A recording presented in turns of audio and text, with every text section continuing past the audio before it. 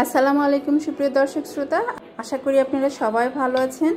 আর দেখতে পাচ্ছেন আজকে আমি দুধ দিয়ে বরফি বানিয়ে নিয়েছি, আর খুবই সুন্দর এবং সুস্বাদু হয়েছে বরফিটা। অবশ্যই ভিডিওটি যদি ভালো লাগে লাইক কমেন্ট শেয়ার করে দিবেন আর সাবস্ক্রাইব করতে ভুলবেন না। দেখতে পাচ্ছেন কতটা সুন্দর এবং ইয়ামি হয়েছে, খেতে কিন্তু অনেক টেস্ট হয়েছে।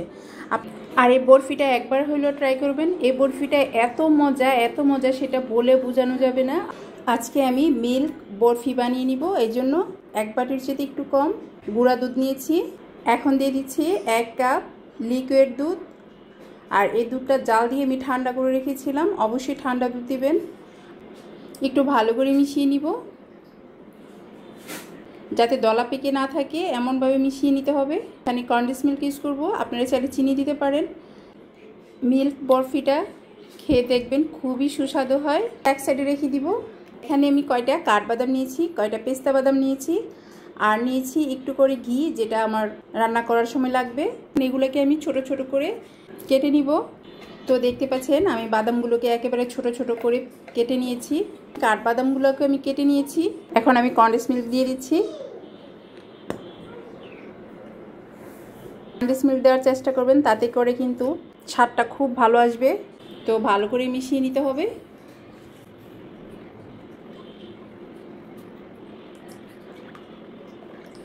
তো আমি খুব ভালো করে মিশিয়ে নিয়েছি। আর এই ঘিটা চাইলে আপনারা এখানেও দিতে পারবেন, আবার চাইলে এর মধ্যেও দিতে পারবেন।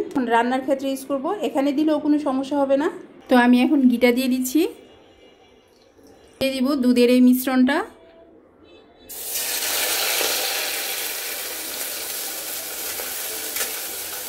তো এটা অনবরত নাড়তে হবে, না হয় কিন্তু দলা পেকে যাবে। এই লিকুইড মিশ্রণটা ডোর মতো হবে। বলক এসে গেছে, তো বলক আসলে এটা কিন্তু নাড়া বন্ধ করা যাবে না, খুব ভালো করে নাড়তে হবে যাতে করে কোনো দিক দিয়ে পুড়েও না যায়, আবার দলা পেকে না যায়, আবার সর বসতে দেওয়া যাবে না। দেখতে পাচ্ছেন একটি ঘন মিশ্রণ হয়ে আসছে। আস্তে আস্তে ডোর আকৃতি নেবে। তবে আপনারা চুলার আঁচটা একটু ছোট করে দিবেন যখন এই বরফিটা করতে যাবেন। আর এই বরফিটা একবার করে খাবেন, দেখবেন স্বাদ জীবনে ভুলতে পারবেন না। সুন্দরভাবে প্যান থেকে নিজে ইচ্ছায় উঠে আসছে, তার মানে এইটা হয়ে গেছে। এখন আমি এটা নামিয়ে নিব। স্কোয়ার শেপটা দিয়ে দিব। আর স্কোয়ার শেপটা দিলে কাটতে কিন্তু খুবই সুবিধা হয়। অবশ্যই স্পেচালার সাহায্যে স্কোয়ার শেপটা দিয়ে দিবেন আপনারা। আর যদি মোল্ড থাকে স্কোয়ার শেপের ছোট মোল্ড, আমার কাছে মোল্ড আছে বাট ছোট নেই, তাই আমি এইভাবেই করে নিচ্ছি।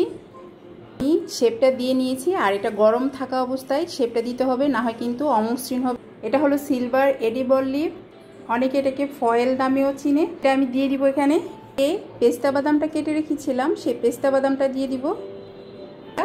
স্পেচালারের সাহায্যে একটু চেপে ভিতরে দিয়ে দিতে হবে।